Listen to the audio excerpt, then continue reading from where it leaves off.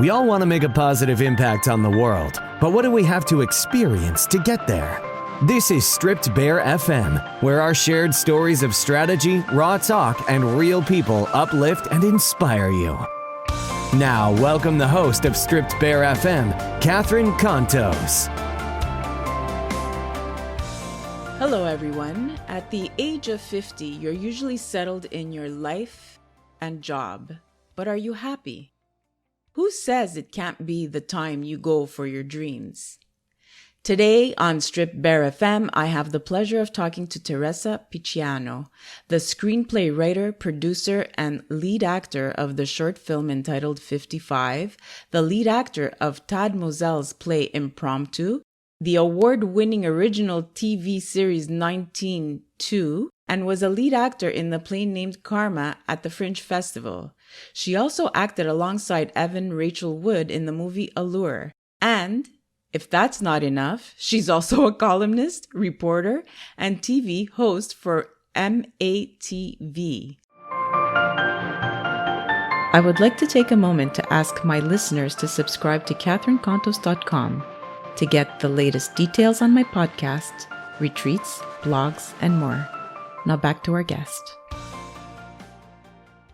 Welcome, Teresa. Thank you so much, Catherine. That sounded so great. Doesn't it? Are you ready for some raw talk? Yes, I am. Go ahead. That's great. Teresa, at the age of 50, something happened to you that changed your life's direction. Please tell us a little bit more about what it was that switched your mindset to go after your dreams. Oh, of course. In fact, it was 49 that led into 50. But at 49, all those years, I was working at a job, a very well-paying job in communication, something that I loved to do because I always thought of the acting and the entertainment industry. However, I was not happy at this job. I wasn't, aside from being a 9-to-5, I didn't feel comfortable in that job. I guess that job gave me a message because in October of 2009, I was operated for lung cancer. I was one of the fortunate ones. Lung cancer is a cancer where the survival rate is very low. I was diagnosed at stage 2, so they were able to remove a lobe, and I didn't have to go through any treatment because it didn't spread. So that was an awakening for me. And I remember going back in February of 2010. I was turning 50 that year in October.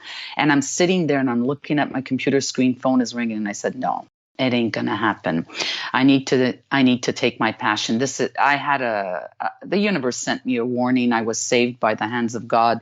And I says, I got to do something to this. So I decided to leave a very well-paying job and pursue my dream, and which was acting. And did you have people discouraging you, or did you talk to anybody about this before? Or did you just do it saying, what the hell, I'm going to do what I want to do? What was your mindset like when you decided to let go of everything, your stability, with nothing? I'm assuming, I don't know what you had. Did you have anything to fall back on? Like, what did people do and say to you during that time?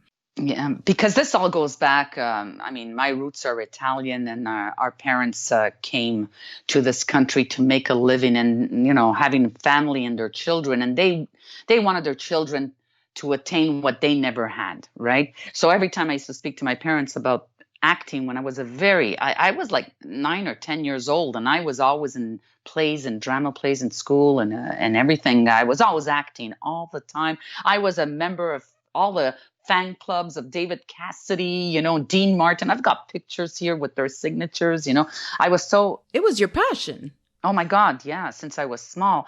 And that's what I wanted to do. And my parents kept on saying, listen, be a lawyer, be a dentist, be an accountant. And if you want to go into this artsy thing that you're talking about, well, we're not going to support you. So I guess, I said, all right. So life took me in a different direction, which I don't regret. I was in the travel industry for many years, and I got to meet a lot of people. I got to travel and gain responsibilities as well. And then I decided maybe it was time to leave the industry and go in communication, because I always had in my subconscious, you need to become an actress, you need to become an actor, So I went in communications, and I totally forgot about the dream, but it was always in the heart. And then when I decided to make that jump, I had a small business doing party favors and gift baskets. And I said, that's it. I'm going to leave. I'm going to take this business and I'm going to start with it and, work upon it and create something with it. And then believe and trust the universe. There's a client that walked in and said to me, "You're so funny, Terry. You should," because a lot of people call me Terry. "Oh, you're so funny, Terry. You should become an actress." And I'm going, "Really?" And I says, "That's always what I wanted to do." She says, "Oh, this would be really great for you." So I let that be. And maybe a couple of days later, I was on watching TV and I see The Cake Boss. I don't know if everyone knows The Cake Boss. It's a reality television series about creating cakes, right? With customers and everything. And then I said, if he can do it, if Buddy can do it, why don't I take my small party favor business and make it into a reality show? And this might be my opening into the acting industry. So I was very quiet about it. I never spoke to my family about it, but that's how it all started. And yeah. So you were gravitating towards there. You're going to find a way in that business in one way or another. So you were looking at, creating, because you were, I guess that was your fallback in case it didn't work out for you, because that's the fear that we all have. What if it doesn't work out? When, and the doubt creeps in, and the people's voices, your parents' voices in the back of your head from when you were growing up. And you said to yourself, okay, I'm going to take this business that I have already, make the money that I'm making for that, and create a reality show along with it, and sort of dabble into the acting, and hopefully the acting will eventually take over and I can let go of the basket business, right? Exactly.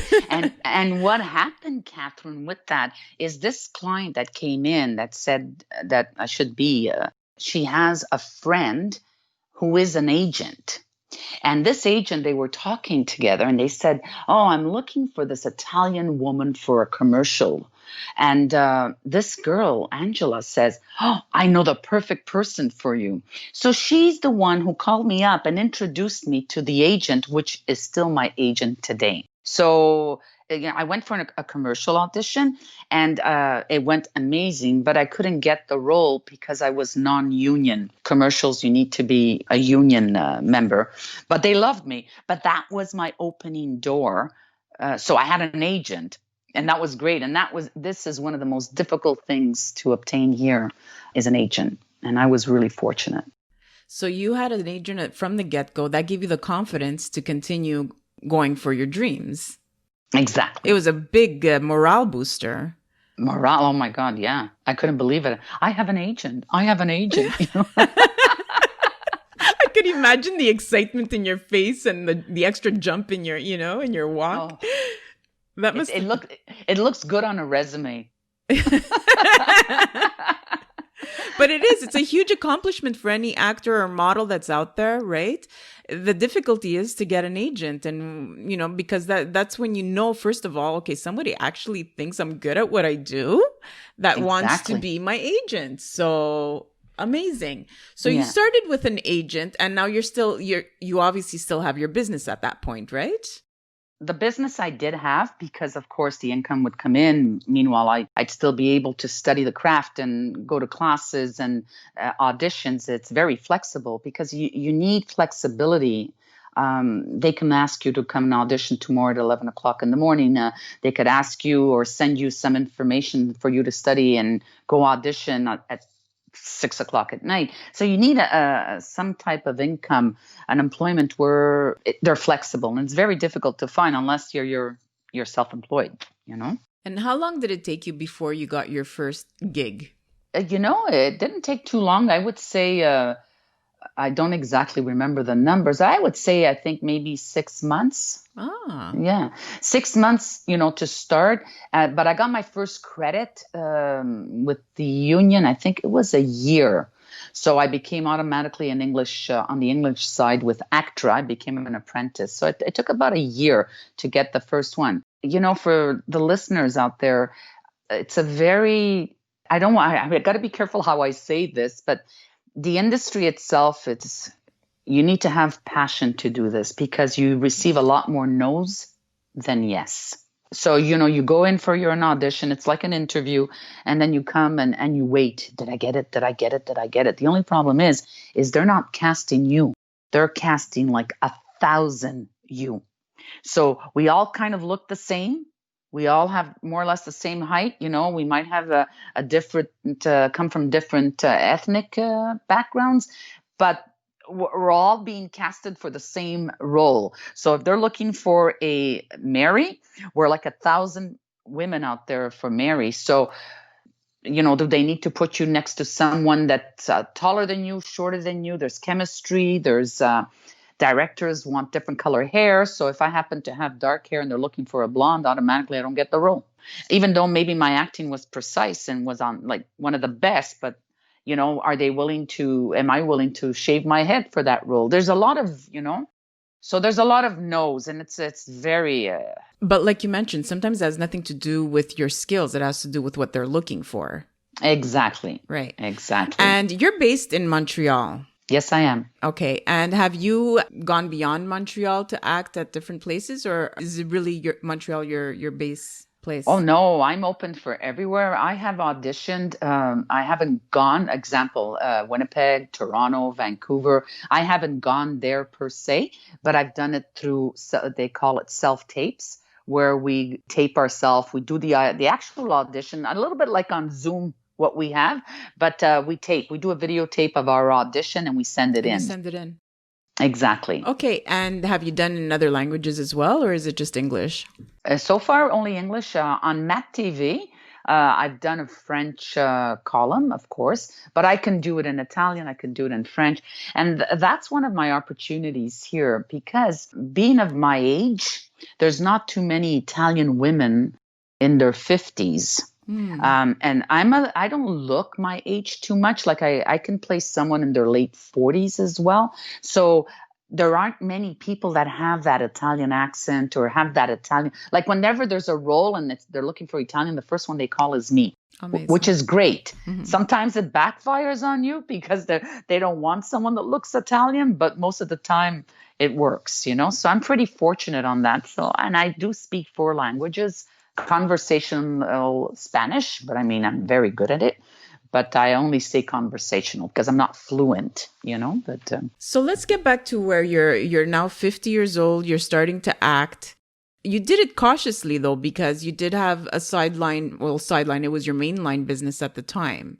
Is that what you would suggest for anybody that is looking to do any type of acting? Oh, definitely. Look, I left it all and. Without any monies, it's not easy. If you're someone that has a home, an apartment to pay, or if you're married, especially at my age, a lot of people are married and have children, etc.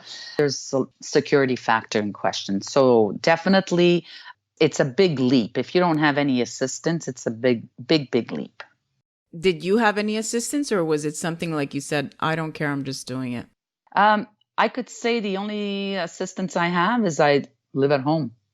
I live with my parents, so I don't have any rent to pay, but there's a price to pay behind everything else, right? So that's where I save my money a bit in that, and it gives me the opportunity to take that money and apply it on my craft by studying. Were you scared?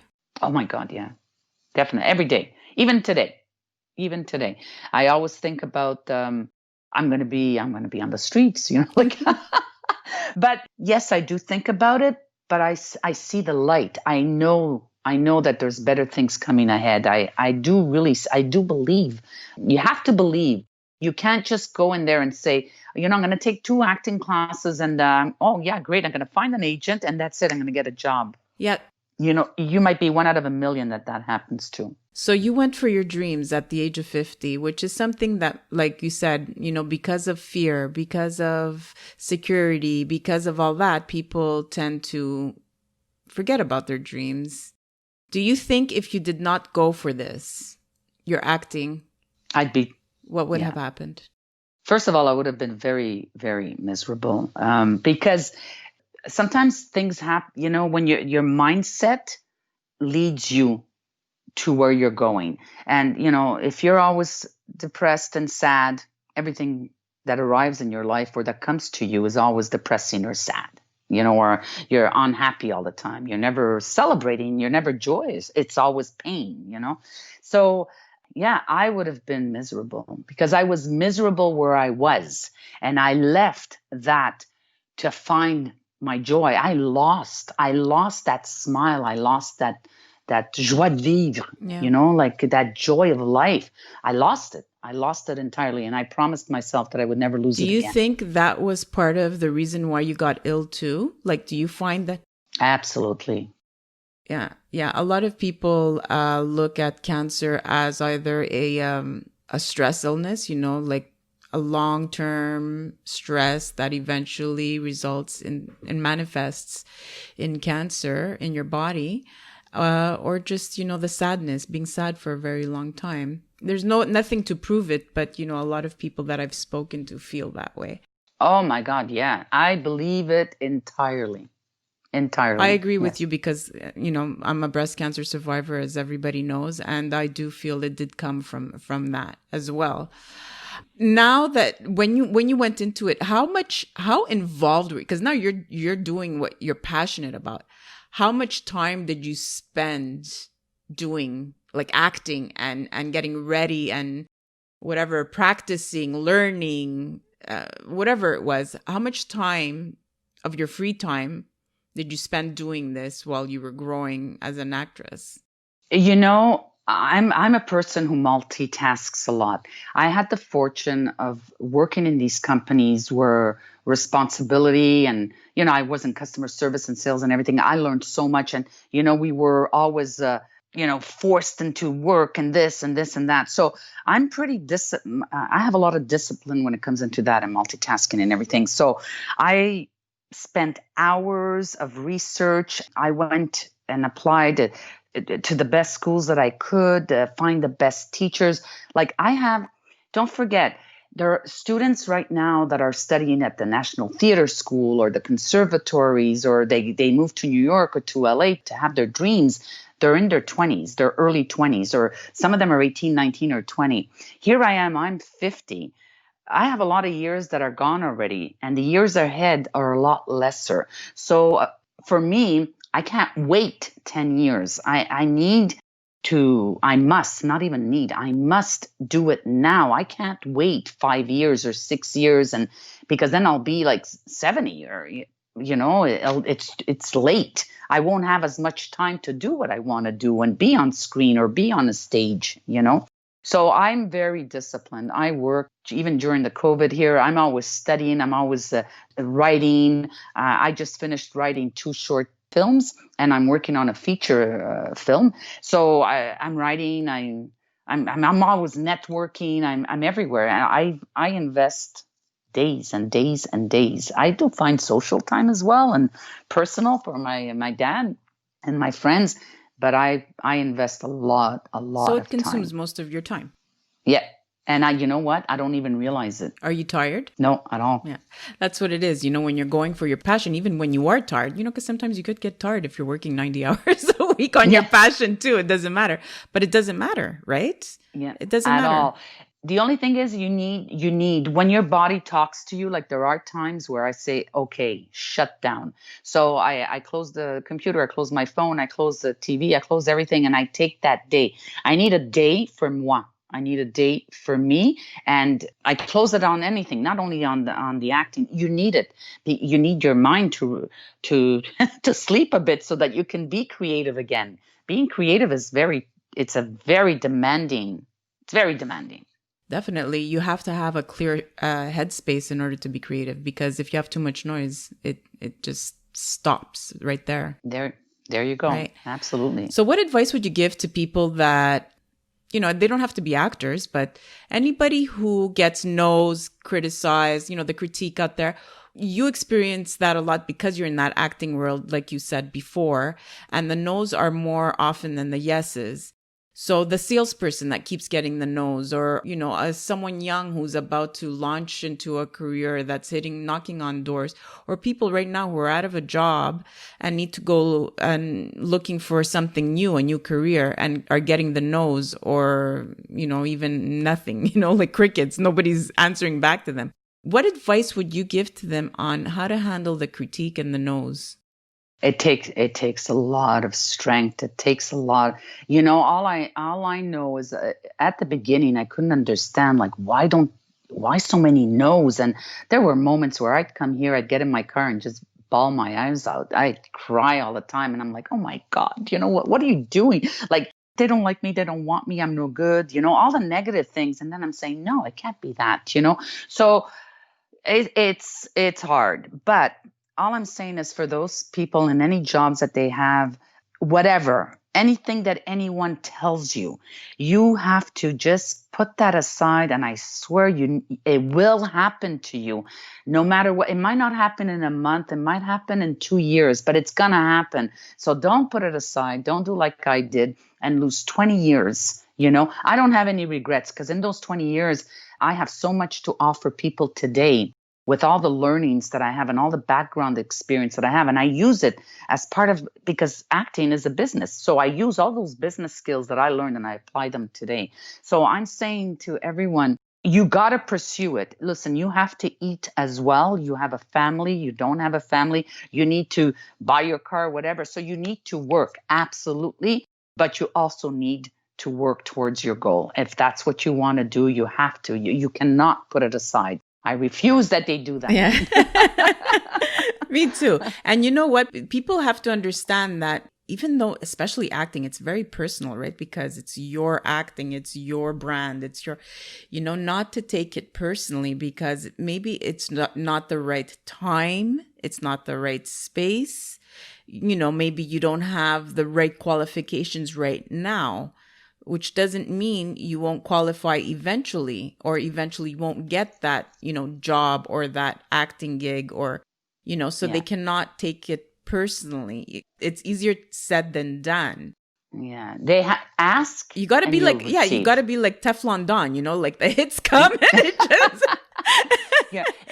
Catherine, maybe I think this is an important thing to tell the viewers, but I wrote when I was writing the reality television series. I had no idea. I wasn't an actor. I was non-union. I had no idea what I was doing. I researched everything. I didn't ask for any help from anyone. I did it all on my own. And I picked it up, signed release forms, and I sent it to all these television production companies that were doing reality television series. Every single one of them. My name was Teresa Picciano. My name was not, I don't want to say any actor's name, but it wasn't any famous actor's name. It was Teresa Picciano, an unknown. And every one of them got in touch with me. Everyone had an interest. Everyone wanted to see something. And I'm like, oh my God, when I called an entertainment lawyer, he says, how did you get in? How did these, I says, well, he says, whatever you did, it worked. And so I says, it's not that it worked. It's probably the product that I have is of interest. It's just to find the right company who wants to pick it up, right? Which is a challenge. It's not that it's easier said than done. But for me, it's a win. And now I converted that reality television show into a comedy television series, and I'm getting the same feedback. And during COVID, I was asked to write a pilot, and I brought someone else on board with me to help me out. And look, they're reading it right now. Will they pick it up? I'm not sure. But you know what? I've got the biggest production company in Montreal looking at it, and I'm Teresa Picciano. I haven't won my Oscar yet, but it's coming.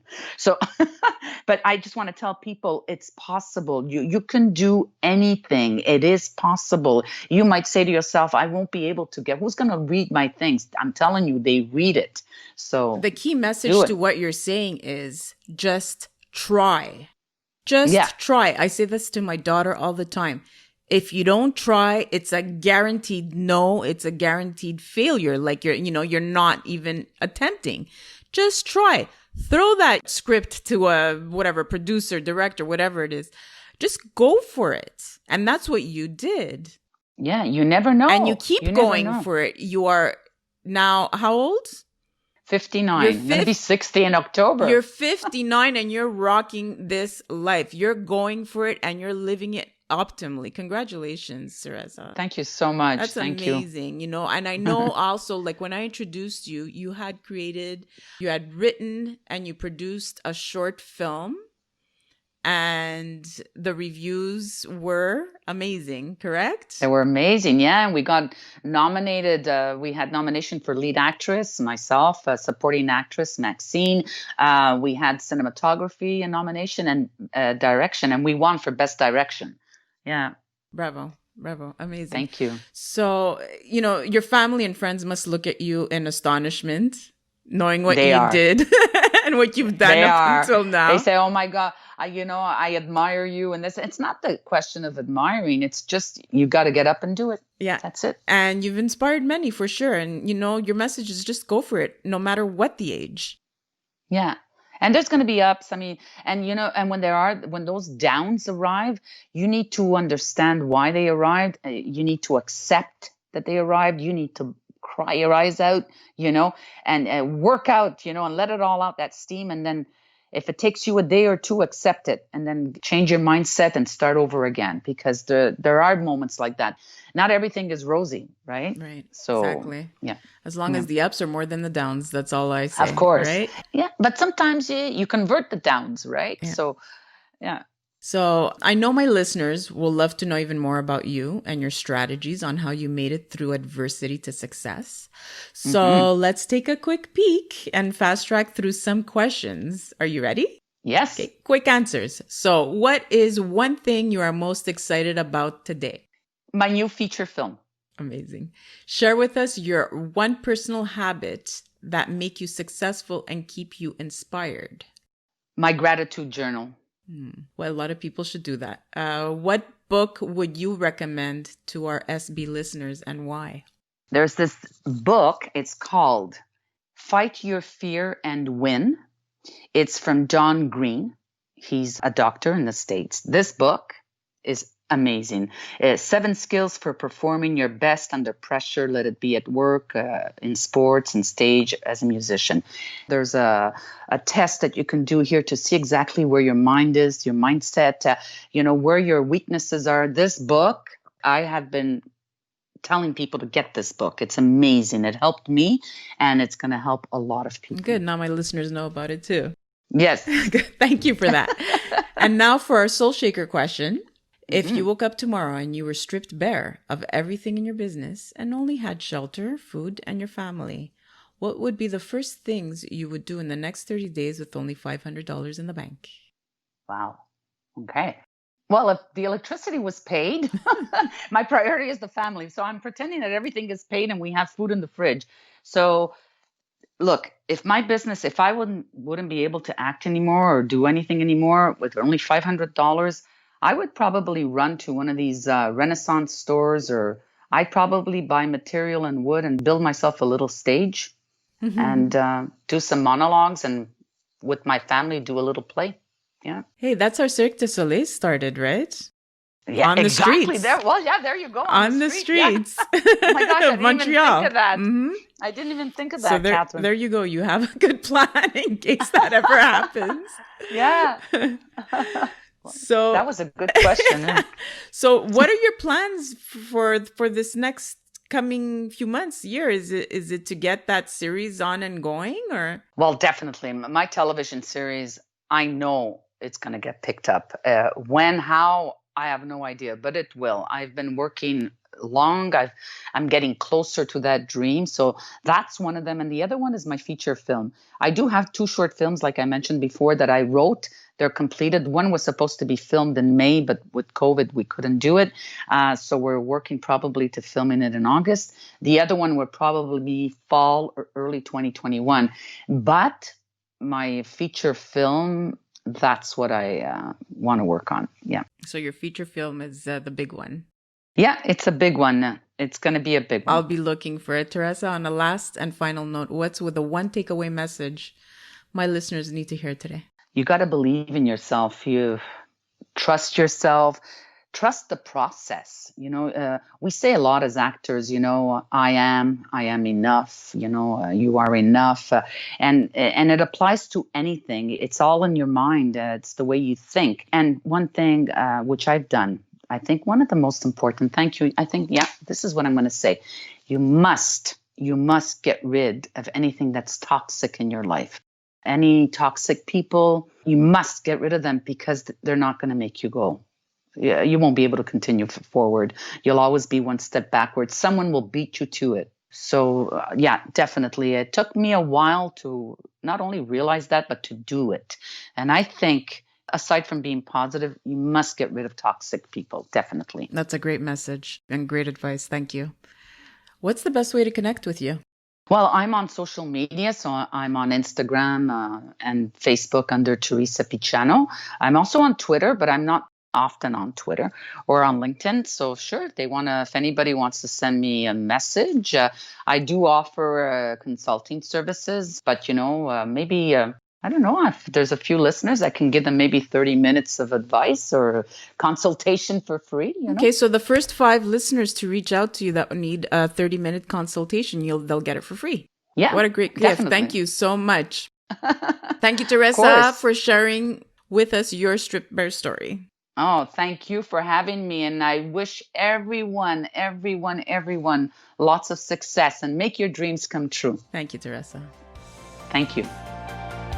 That's all for this episode of StrippedBare FM. Start living your best life.